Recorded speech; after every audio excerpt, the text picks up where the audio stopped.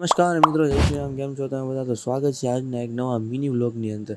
તો આપણે સ્કોર્પિયો ગાડી લેવા માટે આવી ગઈ છે, જ્યાં કે આપણે શૂટ કરવા માટે આવ્યા છીએ. આ છે આપણો કેમેરો અને તે આપણે શૂટ કરવા માટે નીકળી ગયા છીએ. પરંતુ આપણું શૂટ છે કાલે, એટલે અત્યારે આપણે ઉતારા જઈને સૂઈ જશું.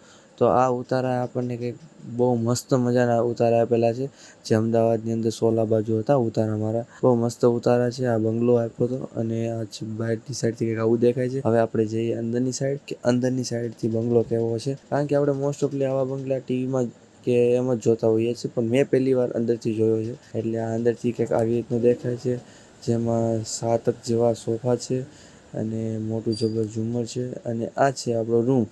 અને રૂમ હોય એટલે એસી તો હોય જ ને, કેમ કે આવડો મોટો બંગલો છે એટલે એસી તો હોય જ. અને આ રૂમ છે આપણો. અને આ તો પંખો જોઈને મને નવા લાગે, કેવો વિચિત્ર પંખો છે. તો અત્યારે આપણે પાછા આવી ગયા છે શૂટ માટે, જે આપણે સાંજનું શૂટ હતું.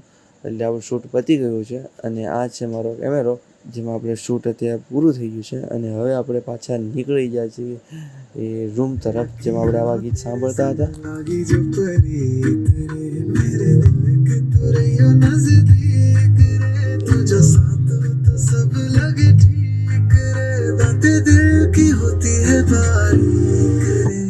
આ ગીત કોનું ફેવરેટ છે એ મને કોમેન્ટ સેક્શનમાં જણાવે. તો હવે ફાઇનલી આપણે પહોંચી ગયા છીએ પાછા બંગલે. તો અત્યારે હવે જો પગથિયાં ચડતા આપણે જઈ રહ્યા છીએ આપણે રૂમ તરફ.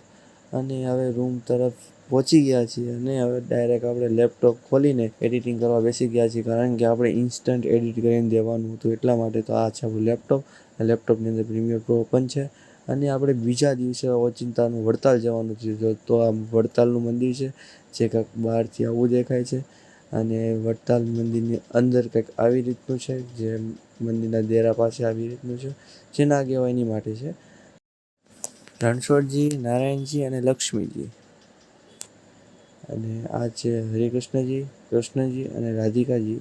અને આ છે વાસુદેવ નારાયણ, ધર્મપિતા અને ભક્તિ માતા.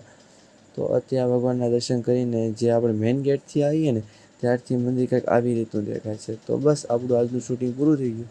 તો આપણે અત્યારે પાછા નીકળી ગયા છીએ અમદાવાદ જવા માટે. તો જો તમને બ્લોગ ગમ્યો હોય તો લાઇક, શેર અને સબસ્ક્રાઈબ કરવાનું ભૂલતા નહીં. જય શ્રી કૃષ્ણ.